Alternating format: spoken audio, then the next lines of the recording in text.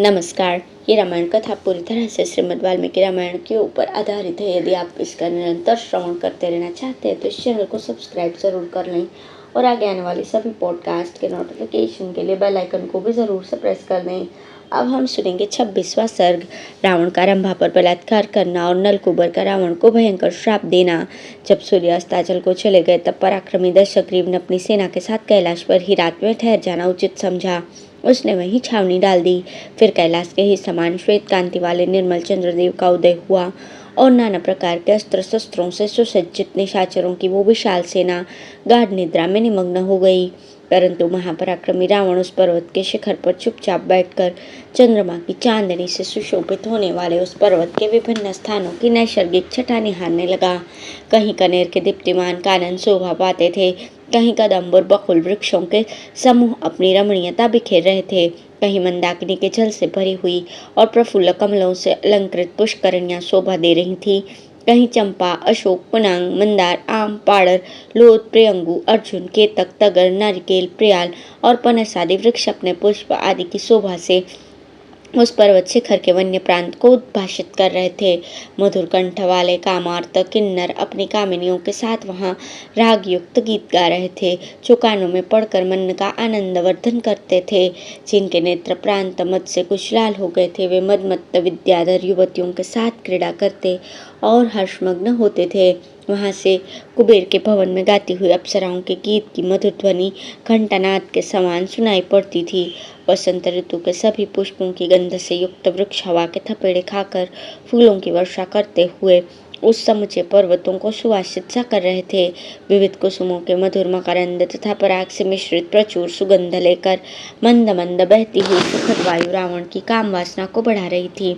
संगीत की मीठी तान, भांति भांति के पुष्पों की समृद्धि, शीतल वायु का स्पर्श, पर्वत के आकर्षक गुण, रजनी की मधुवेला और चंद्रमा का उदय उद्दीपन के इन सभी उपकरणों के कारण वो महापराक्रमी रावण काम के अधीन हो गया और बारंबार लंबी श्वास खींचकर चंद्रमा की ओर देखने लगा।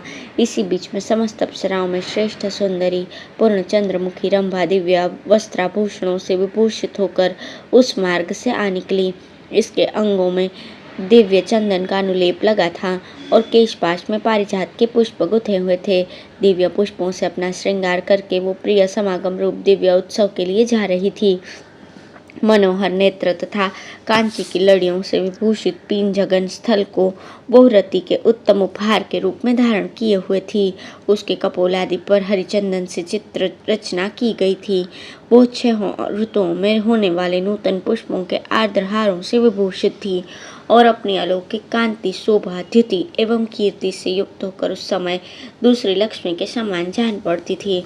उसका मुख चंद्रमा के समान मनोहर था और दोनों सुंदर भौहें कमान सी दिखाई देती थी। वो सजल जलधर के समान नील रंग की साड़ी से अपने अंगों को ढके हुए थी। उसकी जंघा का उतार चढ़ाव हाथी की सूंड के समान था। दोनों हाथ ऐसे कोमल थे मानो नए नए पल्लव हों। वो सेना के बीच से होकर जा रही थी, अतः रावण ने उसे देख लिया। देखती वो कामदेव के बाणों का शिकार हो गया और खड़ा होकर उसने अन्यत्र जाती हुई रंभा का हाथ पकड़ लिया। बेचारी अबला लाज से गड़ गई, परंतु वो निशाचर मुस्कुराता हुआ उससे बोला, वरारोहे, कहाँ जा रही हो? किसकी इच्छा पूर्ण करने के लिए स्वयं चल पड़ी हो? किसके भाग्योदय का समय आया है जो तुम्हारा उपभोग करेगा? कमल और उत्पल की सुगंध धारण करने वाले तुम्हारे इस मनोहर मुखारविंद का रस अमृत का भी अमृत है। आज इस अमृत रस का आस्वादन करके कौन तृप्त होगा?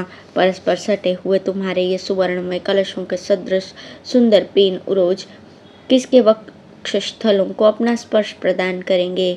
सोने की लड़ियों से विभूषित तथा सुवर्णमय चक्र के समान विपुल विस्तार से युक्त तुम्हारे पीन जगन स्थल पर जो मूर्तिमान स्वर्ग सा जान पड़ता है, आज कौन आरोहण करेगा? इंद्र, उपेंद्र अथवा अश्विनी कुमार ही क्यों न हो, इस समय कौन पुरुष मुझसे बढ़कर है? तुम मुझे छोड़कर अन्यत्र जा रही हो, ये उचित नहीं। स्थूल नितंब वाली सुंदरी, यह सुंदर शिला है, इस पर बैठकर विश्राम करो। इस त्रिभुवन का जो स्वामी है वो मुझसे भिन्न नहीं है। मैं ही संपूर्ण लोकों का अधिपति हूँ, तीनों लोकों के स्वामी का भी स्वामी तथा विधाता ये 10 मुख रावण आज इस प्रकार विनीत भाव से हाथ जोड़कर तुमसे याचना करता है। सुंदरी, मुझे स्वीकार करो। रावण के ऐसा कहने पर रंभा काँप उठी और हाथ जोड़कर बोली, प्रभु प्रसन्न होइए, मुझ पर कृपा कीजिए। आपको ऐसी बात मुख से नहीं निकालनी चाहिए, क्योंकि आप मेरे गुरुजन हैं, पिता के तुल्य हैं। यदि दूसरे कोई पुरुष मेरा तिरस्कार करने पर उतारू हो तो उनसे भी आपको मेरी रक्षा करनी चाहिए। मैं धर्मतः आपकी पुत्र वधू हूँ, ये आपसे सच्ची बात बता रही हूँ। रंभा अपने चरणों की ओर देखती हुई नीचे मुख किए खड़ी थी। रावण की दृष्टि पड़ने मात्र से भय के कारण उसके रोंगटे खड़े हो गए थे। उस समय उससे रावण ने कहा, रंभे, यदि ये सिद्ध हो जाए कि तुम मेरे पुत्र की बहू हो, तभी तुम मेरी पुत्रवधू हो सकती हो, अन्यथा नहीं। तब रंभा ने बहुत अच्छा कहकर रावण को इस प्रकार उत्तर दिया, राक्षस शिरोमणि, धर्म के अनुसार मैं आपके पुत्र की भार्या हूँ। आपके ज्येष्ठ भ्राता कुबेर के पुत्र मुझे प्राणों से भी अधिक प्रिय हैं। वे तीनों लोकों में नलकुबर नाम से विख्यात हैं तथा धर्मानुष्ठान की दृष्टि से ब्राह्मण और पराक्रम की दृष्टि से क्षत्रिय हैं। वे क्रोध में अग्नि और क्षमा में पृथ्वी के समान हैं। उन्हीं लोकपाल कुमार प्रियतम नलकुबर को आज मैंने मिलने के लिए संकेत दिया है। यह सारा श्रृंगार मैंने उन्हीं के लिए धारण किया है। जैसे उनका मेरे प्रति अनुराग है, उसी प्रकार मेरा भी उन्हीं के प्रति प्रगाढ़ प्रेम है, दूसरे किसी के प्रति नहीं। शत्रुओं का दमन करने वाले राक्षस राज, इस सत्य को दृष्टि में रखकर आप इस समय मुझे छोड़ दीजिए। वे मेरे धर्मात्मा प्रियतम उत्सुक होकर मेरी प्रतीक्षा करते होंगे। उनकी सेवा के लिए इस कार्य में आपको यहाँ विघ्न नहीं डालना चाहिए। मुझे छोड़ दीजिए। राक्षस राज, आप सत्पुरुषों द्वारा आचरित धर्म के मार्ग पर चलिए। आप मेरे माननीय गुरुजन हैं, अतः आपको मेरी रक्षा करनी चाहिए। यह सुनकर दशग्रीव ने उसे नम्रतापूर्वक उत्तर दिया, रंभे, तुम अपने को जो मेरी पुत्र वधू बता रही हो, वो उचित नहीं जान पड़ता। ये नाता रिश्ता उन स्त्रियों के लिए लागू होता है जो किसी एक पुरुष की पत्नी हो। तुम्हारे देवलोक की तो स्थिति ही दूसरी है। वहाँ सदा से यही नियम चला आ रहा है कि अप्सराओं का कोई पति नहीं होता। वहाँ कोई एक स्त्री के साथ विवाह करके नहीं रहता। ऐसा कहकर उस राक्षस ने रंभा को बलपूर्वक शिला पर बिठा लिया और कामभोग में आसक्त होकर उसके साथ समागम किया। उसके पुष्पहार टूटकर गिर गए, सारे आभूषण अस्त व्यस्त हो गए। उपभोग के पश्चात रावण ने रंभा को त्याग दिया।